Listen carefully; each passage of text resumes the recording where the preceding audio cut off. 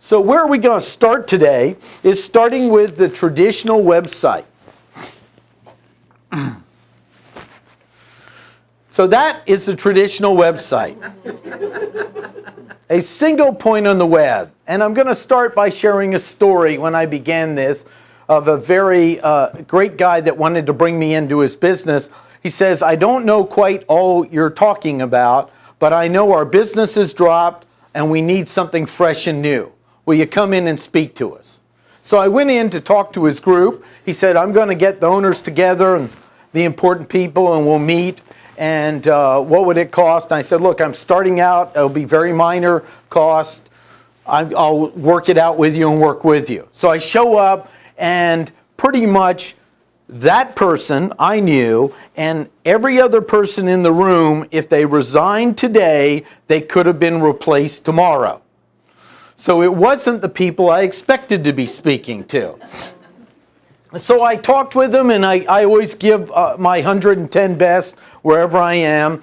And then when I left, he was more fired up, and he said, yeah, we got to do this. I need your help. How do I get the other investors interested?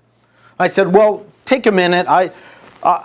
Tell me about your business. Well, we do great work. Well, how do you know you do great work? Well, we have a notebook here under the table that has these wonderful letterheads from customers about how terrific our work is. And it's about that thick. It was really impressive. You remember letterheads? You know, paper, things like that?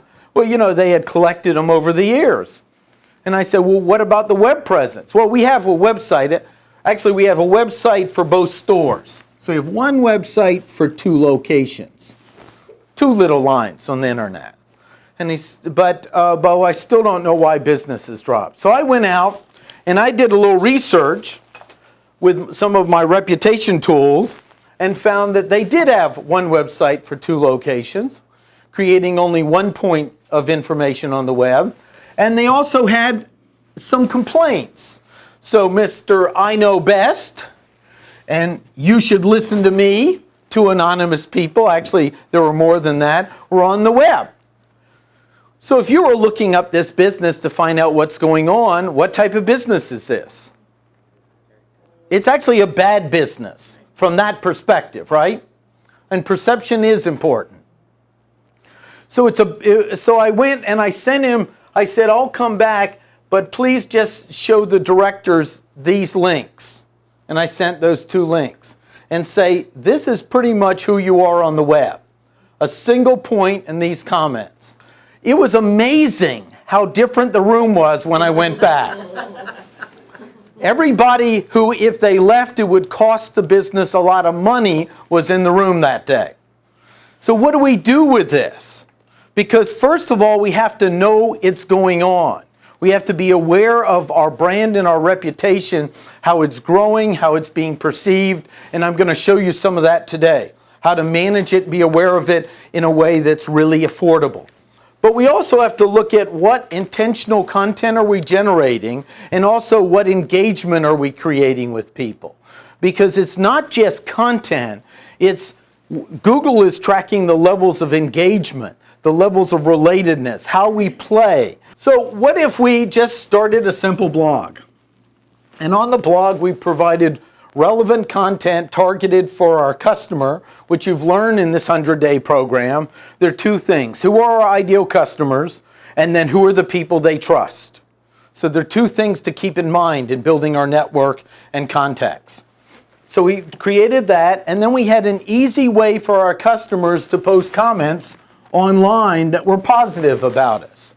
And then we realized, you know, in our business, what are some of our greatest assets as a small business is the people. Let's get them out front. So we get them out front with maybe a LinkedIn profile, or you might have an inside area code profile or something else. Then you find, wow, we have someone in our office that's familiar with video, and there are a few things that are hard to explain, but if we could explain that, that would really speed up the process of our customers understanding, so they don't have to spend as much money, because when we bill our customers for things that they don't perceive they should have been billed for, they're not as happy. So we create some YouTube information. And then we have a unique, let's say a B2B or B2C business which really, we have a lot of members and so forth, and we want to stay connected to them, and we've realized that Facebook is a very powerful tool for that, to stay connected with them. And on that, they post other content. Well, then we decide, well, you know, we want to get some press.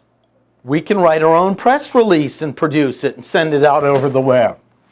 What about some white papers or other content, or maybe articles that we hand out to customers, but we also post in article depots online that have a dual purpose for us?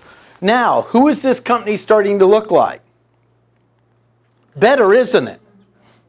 But we're still dealing with anonymous here. And that's one of the fears that people have. Well, what about if they talk about me online? That's not the problem. The problem is if they talk about you online and you're not paying attention.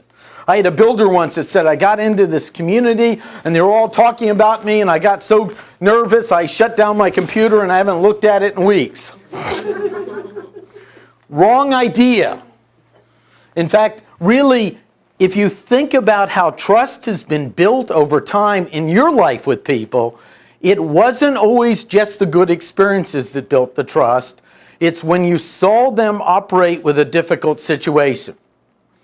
So what if you handled a problem with a customer in person really well, a problem customer, and it was recorded for other people to see for a long period of time?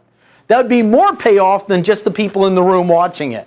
That's what's possible on the web and why we don't want to be afraid of negative comments, but we want to actually realize that all of this is potential for building relationships if we're committed to providing high quality, high value for our target market.